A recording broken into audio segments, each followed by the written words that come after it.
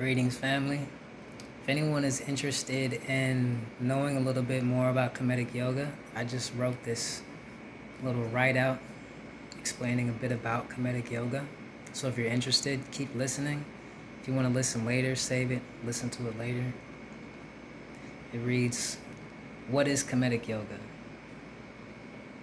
Kemetic Yoga is an Afrocentric style of yoga that was developed in the early 1970s by Yissir Ra-Hotep and his teacher, Dr. Asar Hapi, with the intention of creating a practice that would be most beneficial for people of the African diaspora. It draws upon the wisdom, knowledge, spirituality, and culture of ancient Egypt, which was known prior to any invasions of the land as Kemet, land of the black, or land of the blacks, according to some scholars. This ancient African civilization has been considered one of the greatest civilizations known to the world to this date, yet it is almost always portrayed as a European or Middle Eastern civilization, though the roots of Kemetic culture can be traced to a land just south of it, which was known in ancient times as Nubia. Artifacts dating 300 to 400 years prior to the first dynastic period of Kemet that depict some of the foundational practices of Kemetic culture, such as leadership by divine kings and even some queens called Nisubiti or pharaohs, and worship of the falcon-headed deity Heru, known by the Greeks as Horus, have been discovered in modern-day Ethiopia and Sudan, the land that was once known as Nubia.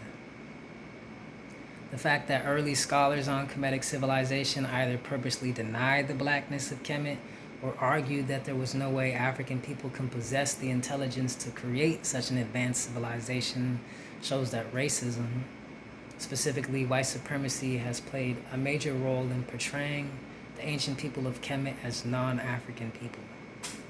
This makes Kemetic yoga not just a spiritual practice, but a tool for social justice. The series or sequence of movements from pose to pose that make up Kemetic yoga mimic the hieroglyphs written on temple walls and in papyrus scrolls, as well as the great monuments of Kemet such as Mirku, the pyramid, and Heru Emaket, the Sphinx. Many of the poses also aid one in embodying the Necheru, gods and goddesses that represent different cosmic forces and principles. Each movement from pose to pose is combined with a slow and controlled style of breathing, known as ruler forward breathing.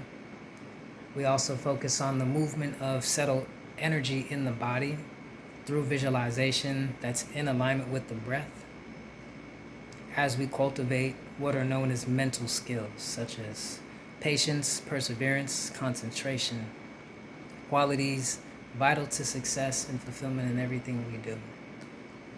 Kemetic yoga is also unique in the way that it acknowledges and calls in ancestral spirits, including the Necheru, to protect, inspire, and guide us not only through the practice but in our everyday lives.